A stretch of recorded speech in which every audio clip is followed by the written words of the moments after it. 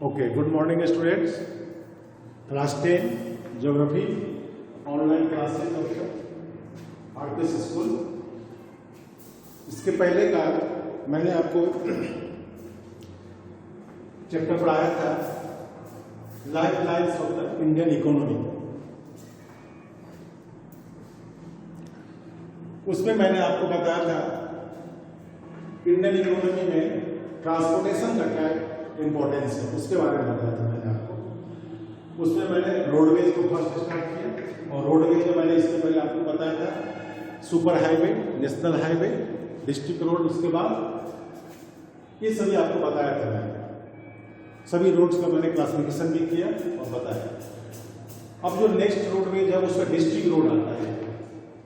ये district road connect करता है district headquarter to the village, गांव को उसके डिस्ट्रिक्ट हेडक्वार्टर से कनेक्ट करने का काम करता है। जैसा कि मान लीजिए मुजफ्फरपुर है, इसके डिफरेंट विलेजेज एरियाज को डिस्ट्रिक्ट हेडक्वार्टर, जो मुजफ्फरपुर का डिस्ट्रिक्ट मजिस्ट्रेट का हेडक्वार्टर है, टाउन है, इससे जोड़ने का काम करता है ये डिस्ट्रिक्ट रोड्स। तो ये मेंटेन, ये कंस्ट्रक्ट किए जाते हैं और मेंटेन किए जाते हैं जिला परिषद के द्वारा। जिला परिषद एक पॉलिटिकल ऑर्गेनाइजेशन है और वो डिस्ट्रिक्ट लेवल पे रोड का कंस्ट्रक्ट करती है। दूसरा, इसके बाद जो रोड्स आते हैं वो अदर रोड्स में आपको देख लीजिए, कुछ ऐसे रोड्स हैं जो स्पेशली रूरल एरियाज में बनाए जाते हैं और रूरल एरियाज से डिस्ट्रिक्ट हेडक्वार्टर को जोड़ने का काम किया जाता है। उसमें विलेज टू टाउन को जोड़ा जाता है, उसमें कैटेगराइज किया गया। जैसे एक रोड को देखिए, प्रधानमंत्री PMGSY, प्रधानमंत्री ग्रामीण सड़क योजना, एग्जाम्पल आपका है, जो लिंक करता है विलेज टू मेजर सिटी और the town of the country, देश के बड़े शहरों को जोड़ने का काम करता है। और ये सीजनल मूवमेंट इसमें अधिक होते हैं रोड का। थर्ड जो आपका है बॉर्डर रोड, बॉर्डर रोड्स, इसका कंस्ट्रक्शन और मेंटेनिंग करते हैं BRO, बॉर्डर रोड ऑर्गेनाइजेशन। ये गवर्नमेंट की अंडरटेकिंग इंस्टीट्यूशन है और ये इसकी फाउंडेशन हुई थी 1960 में। Specially construct the road of the border sides, border areas में, जो नेबरिंग कंट्रीज है उसके बॉर्डर एरियाज में रोड को कंस्ट्रक्ट करने के लिए इस ऑर्गेनाइजेशन का फाउंडेशन किया गया। इसका स्ट्रेटेजिक इंपॉर्टेंस है। स्पेशली देखिए, north part of India, northern part of India and the north east part of India, इसका स्ट्रेटेजिक इंपॉर्टेंस है। इस एरिया के डेवलपमेंट से जुड़ा हुआ, और इसको हमारे देश से जो समझिए एक तरह से डिफेंस के इक्विपमेंट को मूवमेंट करने के लिए at the time of war. तो इस जगह पे, इस एरिया में इस रोड का कंस्ट्रक्शन किया गया BRO के द्वारा, और बॉर्डर रोड ऑर्गेनाइजेशन है, ये इसको बनाती है, मेंटेन करती है, और ये बहुत इंपॉर्टेंट सेक्टर है रोडवेज का।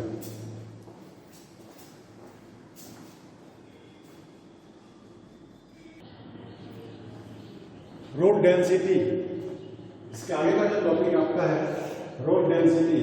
रोड डेंसिटी मीन्स पर 100 स्क्वायर किलोमीटर में रोड की लंबाई देश के अंदर कितनी है। The length of the road in per 100 square kilometre. 100 square kilometre से थोड़ा इसको समझ लें, 100 मीटर, 100 किलोमीटर अगर लंबा है ये, तो 100 किलोमीटर चौड़ा ये एरिया। इस एरिया में रोड की लंबाई कितनी है, रोड की लंबाई कितनी है, this is called the road density of the area. हमारे देश में डिस्ट्रीब्यूशन ऑफ रोड जो बनाया गया हमारे देश में है, वो सभी जगह यूनिफॉर्म नहीं है। अब देख लीजिए, डेंसिटी के मामले में J&K में, जम्मू एंड कश्मीर में केवल 10 किलोमीटर पर 100 स्क्वायर किलोमीटर में रोड की संख्या किलोमीटर कितनी है, 10 किलोमीटर। सेम टाइम देखिए आप केरला में, इसका 375 किलोमीटर है। ये मैं रिकॉर्ड आपको बता रहा हूँ 1960 और 97 का। आपके पास अगर न्यू बुक हो तो आप उसमें इसके रिकॉर्ड को चेक कर लेंगे, क्योंकि रिकॉर्ड चेंज होता रहता है। कंस्ट्रक्शन ऑफ रोड लास्ट कई सालों में चेंजेज आए, लगभग 20 साल हो गए, और 20 साल में बहुत सारे रोड नेटवर्क चेंज हुआ है, बने हैं रोड। तो ये रिकॉर्ड आपका पुराना है, इसको आप न्यू बुक में देख लेंगे। नेशनल एवरेज जो है वो 75 किलोमीटर आपका है पर 100 स्क्वायर किलोमीटर, ये भी बहुत कम है। अब देखिए रोडवेज बहुत बड़ा प्रॉब्लम फेस कर रहा है आज की डेट में। प्रॉब्लम क्या है? वॉल्यूम ऑफ द ट्रैफिक है पैसेंजर, जितने ट्रैफिक और ट्रांसपोर्टेशन होते हैं और according to the passengers movement के हिसाब से देखा जाए तो रोड हमारे देश में इनएडिक्वेट पर्याप्त मात्रा में नहीं है। दूसरा है आज भी 1/2 of the road, almost half road is unmetalled. Road दो तरह के होते हैं, metalled road and unmetalled road. जो पिचिंग किए हुए रोड होते हैं उसे आप कह सकते हैं मेटल रोड, जहाँ केवल रोड पे ईंट बिछाए होते हैं, खरंजा होता है, मिट्टी का होता है, उसे अनमेटल रोड कहा जाता है। तो आज भी half of the road unmetalled है देश में। देश में एनएच की संख्या अभी भी इनएडिक्वेट है according to population and according to the transportation of the passenger and the goods. The length of the national highway is not proper, inadequate है। एंड द ब्रिजेज, रोड पर जो ब्रिज है और जो कन्वर्ट है, पुलिया, बड़े बड़े पुल हैं और छोटी छोटी पुलिया है, ये सभी क्या है? ओल्ड है और नैरो है, सकड़े बने हुए। These are the problems faced by the roadways in India.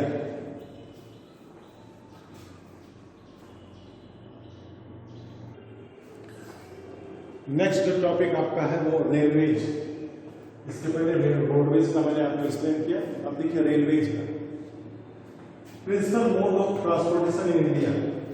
देश में ट्रांसपोर्टेशन का खास करके दो चीजों पर, भाड़े के रूप में गुड्स के ट्रांसपोर्टेशन के सेक्टर में देखा जाए एंड पैसेंजर के ट्रांसपोर्टेशन के रूप में देखा जाए तो प्रिंसिपल मोड ऑफ ट्रांसपोर्टेशन देश में large number of people in India travel by the train and the large quantity of goods in the bulk it is transported by the railway in India। तो ये principal mode of transportation है। ये हमारे देश में multifarious activities conduct करते हैं।